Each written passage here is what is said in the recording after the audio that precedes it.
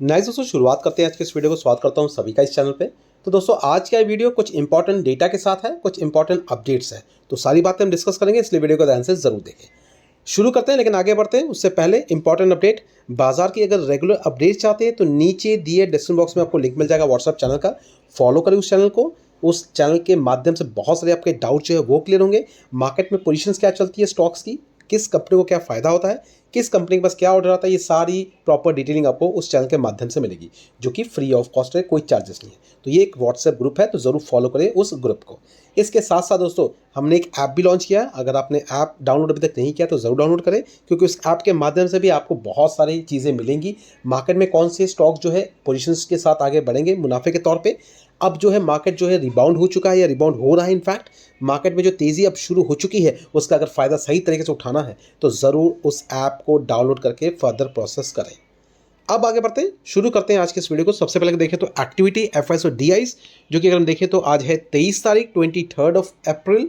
और एफआईएस की एक्टिविटी के हिसाब से देखें तो आज के दिन भी बाइंग 3,25,000 करोड़ की।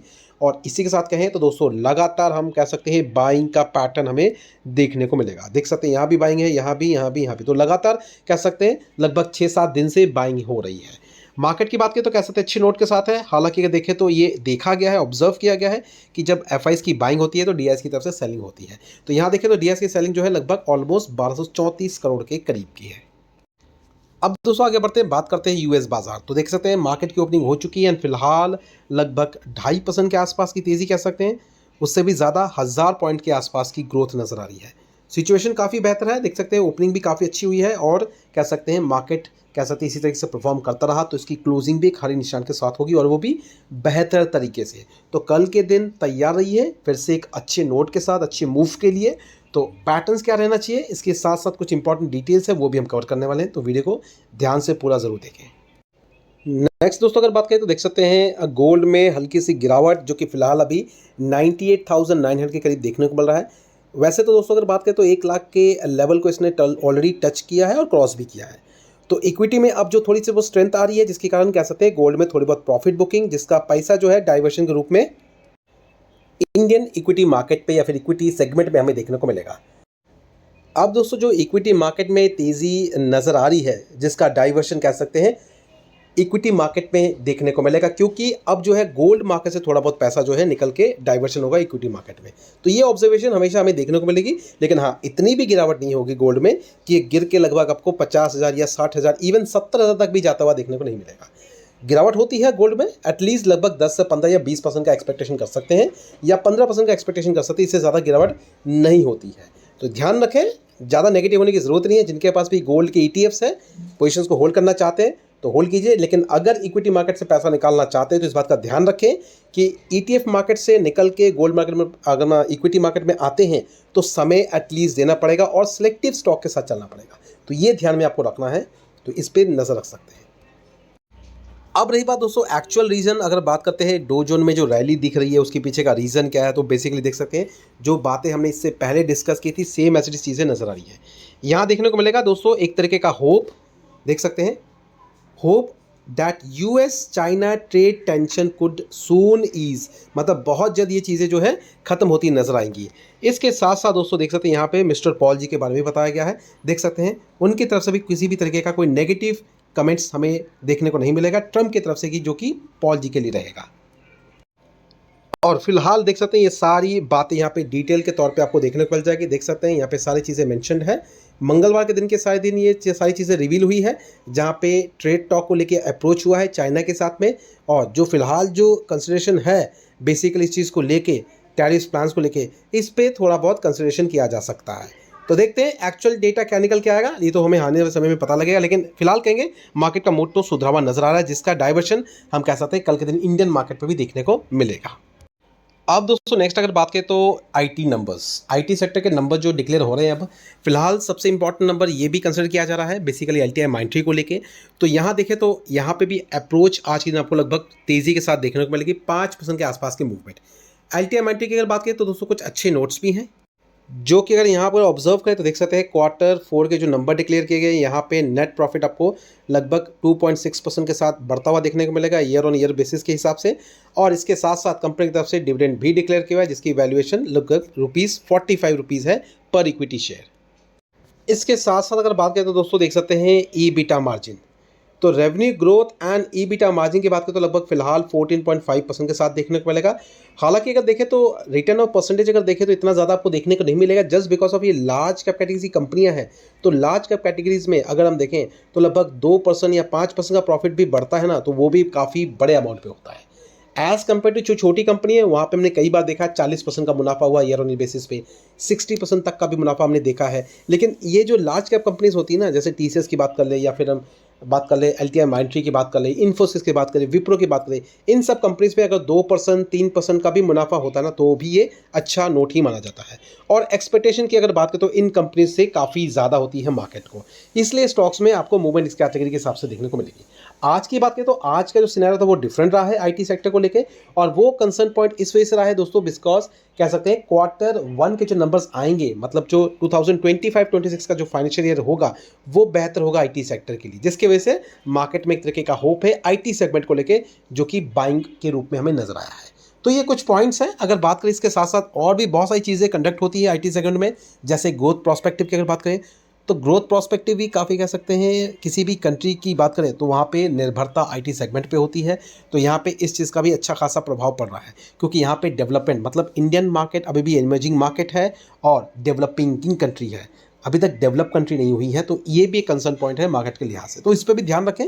जिनके पास भी IT स्टॉक्स है, चाहे वो इन्फोसिस की बात करें, TCS की बात करें, तो इसके बारे में ध्यान रखें, प्रॉपर डिटेलिंग करें अपने लेवल पे, क्योंकि दोस्तों ये सारी चीज़ें इंपॉर्टेंट है। और सेगमेंट वाइज देखना चाहते हैं तो दोस्तों मिक्स सेगमेंट के हिसाब से आपको स्टॉक को चूज़ करना चाहिए।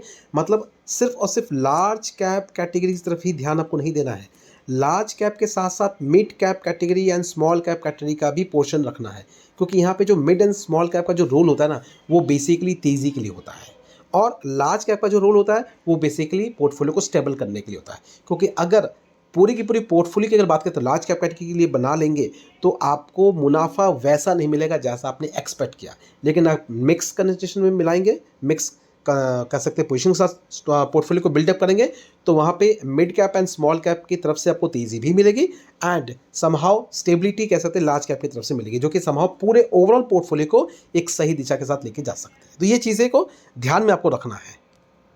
अब दोस्तों अगर बात करते हैं एक important update, basically retail investor का फेवरेट स्टॉक जिसका नाम है सुज़लॉन एनर्जी। सुज़लॉन एनर्जी की बात करें तो लगातार आपको देखने को मिलेगी तेज़ी, यहाँ पे 30% तक की तेज़ी देखने को मिल चुकी है 9th सेशन में। 9 दिनों के अंदर में अच्छी खासी मूवमेंट। फिलहाल इसके पीछे का रीज़न बेसिकली सिर्फ और सिर्फ एक ही है, वो है स्ट्रॉन्ग रीजन जो है स्ट्रॉन्ग ऑर्डर विंस। तो दोस्तों इस कंपनी को अच्छे खासे ऑर्डर्स मिले हैं जिसके कारण कह सकते हैं मार्केट में स्टॉक को लेकर उत्सुकता है। लेकिन फिर से कहूँगा, सिर्फ इसी चीज़ को ध्यान में रख के या फिर शॉर्ट टर्म की पोजीशंस को ध्यान में रख के इन चीज़ों को बाइंग के रूप में हमें कंसिडरेशन तभी करना है अगर हमें लगता है ये स्टॉक जो है काफ़ी ज़्यादा स्ट्रॉन्ग है। तो इसलिए डिटेलिंग ज़रूर करें, कंपनी के एग्जिस्टिंग रिकॉर्ड को फाइंड आउट करें कितना ज़्यादा स्ट्रॉन्ग है और कंपनी की वैल्यूएशन प्रॉफिट में कितने ज़्यादा है। अगर ज़्यादा वेरिएशन है पोर्टफोलियो में तो जाके थोड़ा सा इससे दूरी बनानी चाहिए। अगर आपको लगता है ये स्टॉक्स ठीक ठाक है, ज़्यादा परफॉर्म करेंगे नहीं या फिर अच्छे परफॉर्म करेंगे, तो दोस्तों सिर्फ और सिर्फ स्मॉल क्वांटिटी साथ ही आके लेके बढ़ना है। मतलब स्टडी पर्पस के तौर पे अगर हम बात करें तो इन चीज़ों को ध्यान में रखेंगे ना तो नुकसान कभी होगा नहीं आपको। तो ध्यान रखें, किसी भी तरह की बाइंग रिकमेंडेशन नहीं है, सिर्फ इतना कहूँगा स्टडी ज़रूर करें क्योंकि सुज़लॉन एनर्जी थोड़ा सा रिस्की स्टॉक ज़रूर है। अब दोस्तों अगर हम बात करें तो बहुत से लोगों का सवाल है कि सर इस कंपनी में करना क्या चाहिए, क्योंकि लगातार अगर देखें तो आज के दिन भी 13% के आसपास की तेज़ी। यहाँ अगर प्रॉस्पेक्ट्स को अगर कैलकुलेट करें तो देख सकते हैं सिर्फ और सिर्फ 5 दिन के अंदर में 43% तक के मूव देखने को मिल चुके हैं। मतलब 441 के लेवल पे ये स्टॉक आ चुका है। कंपनी की बात करें तो हम बात कर रहे हैं राजरत्न ग्लोबल वायर्स। अब ये नाम से ही समझ चुके होंगे कंपनी का बिजनेस सेगमेंट क्या है। वायर सेगमेंट से बिलोंग करती कंपनी है जो टायर्स के अंदर में जो वायर्स लगते हैं ना उस पर डील करती है। मतलब इनडायरेक्टली अगर बात करें तो मेटल काइंड ऑफ स्टॉक है ये। अब यहाँ पे मेटल को लेकर जितनी भी अनसर्टेनिटी थी, यहाँ पे यूएस के साथ जो बातचीत हुई है इंडिया की, उस प्रोस्पेक्टिव से देखें तो इंडिया के लिए अच्छी न्यूज़ है मेटल स्टॉक्स को लेके। इसलिए इतनी ज़्यादा घबराने की बात अभी फिलहाल इस राजरत्न वायर्स में तो बिल्कुल भी नहीं है। अब यहाँ पे देखें तो कुछ इंपॉर्टेंट अपडेट्स और भी है। दो तरीके के अपडेट्स है। पहली जो अपडेट है देख सकते हैं जो कि एक तरीके से ऑफिशियल है, राजरत्न ग्लोबल वायर्स कह सकते हैं एक new wire rope production line इन्होंने लॉन्च किया है जो कि इनके प्रीतमपुर प्लांट में है। एंड देख सकते हैं यहाँ पे the board of directors has approve 50 crore investment. तो इसके लिए लगभग 50,000 करोड़ का इन्वेस्टमेंट हुआ है और इसी चीज़ को लेकर ध्यान में देखें तो कंपनी का बिजनेस कह सकते हैं एक इंक्रीज हुआ है। ये एक पहली न्यूज़ है। इसके साथ अगर देखें तो प्रॉपर डिटेलिंग करना चाहते हैं तो यहाँ पे सारी चीज़ें आपको मिल जाएंगी। यहाँ पे देखें तो सारा डिटेलिंग आपको लिखी हुई मिलेगी। तो एक और एडिशनल चीज़ें इंक्लूड हुई है जहाँ पे इसको वायर रोप के मामले में कंपनी काम करेगी, जिसके कारण कह सकते हैं 50,000 करोड़ का इन्वेस्टमेंट भी हुआ है और जिसकी यूटिलाइजेशन लगभग 90 से लेकर 95% का यूटिलाइजेशन जो है इनके कह सकते हैं एग्जिस्टिंग बिजनेस के हिसाब से भी होगा। इसके साथ साथ ये तो कि पहली खबर। दूसरी जो खबर है इनकी जो सिंगापुर की जो बिजनेस था, सिंगापुर प्लांट का जो बिजनेस था, वहाँ पे एक सेगमेंट जो इंक्रीज होता हुआ नजर आया। मतलब कंपनी का बिजनेस इंक्रीज हुआ है एक्विजिशंस के मामले में।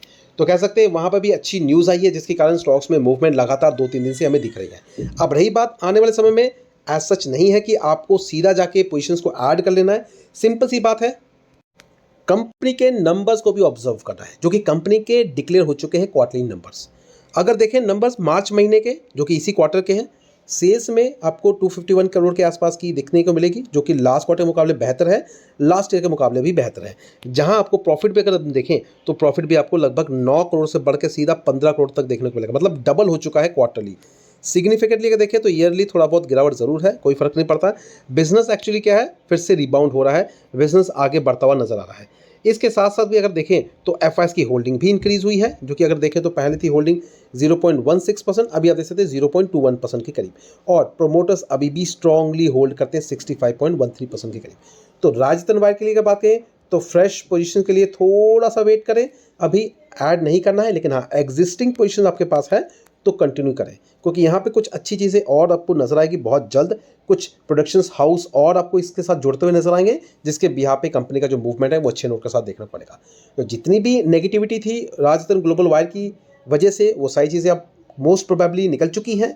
कुछ ही हद तक चीज़ें बाकी हैं, वो भी बिजनेस सेगमेंट के हिसाब से आहिस्ता आहिस्ता चीज़ें रिबाउंड हो जाएगी, इसलिए फिक्र करने की जरूरत नहीं है अगर हम राजस्थान ग्लोबल वायर की अगर बात करें।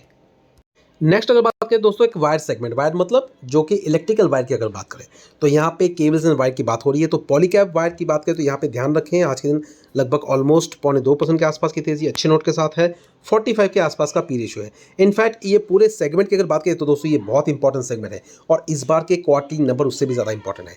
यहाँ से डायरेक्शन मिल जाएगा कि कंपनी के एग्जिस्टिंग रिकॉर्ड किस तरीके से हैंडल हो रहे हैं, इन फ्यूचर प्लानिंग क्या चल रही है और इसका बिजनेस कितना आगे बढ़ेगा। तो ध्यान रखें, चाहे वो पॉलीकैब हो जाए, चाहे वो KI हो जाए, चाहे वो डायनेमिक केबल हो जाए, तो इन सभी चीज़ों पे नजर रखना है। नंबर्स कैसे आते हैं इसके बारे में डिस्कस हम जरूर करेंगे जब भी कंपनी अपने नंबर डिक्लेयर करेगी। तो फिलहाल इंतजार करें एंड चैनल को लगातार फॉलो करते रहें। और अगर आप हमारे ऐप से जुड़े हैं तो ज़रूर दोस्तों वहाँ पे भी सारी डिटेलिंग आपको मिल जाएगी। और अभी तक आपने ऐप डाउनलोड नहीं किया तो उसका लिंक आपको मिल जाएगा नीचे डिस्क्रिप्शन बॉक्स में, डाउनलोड करें ताकि सारी प्रोसेस आपको पता रहे, मार्केट में चल क्या रहा है, किस सही से चीज़ें चलती हैं और सही तरीके से डायरेक्शंस भी आपको मिलेंगी। तो फिलहाल अभी क्या करते हैं, वीडियो को एंड तक करते हैं। मिलते हैं दोस्तों अपने नेक्स्ट वीडियो में। Thank you watching and bye bye.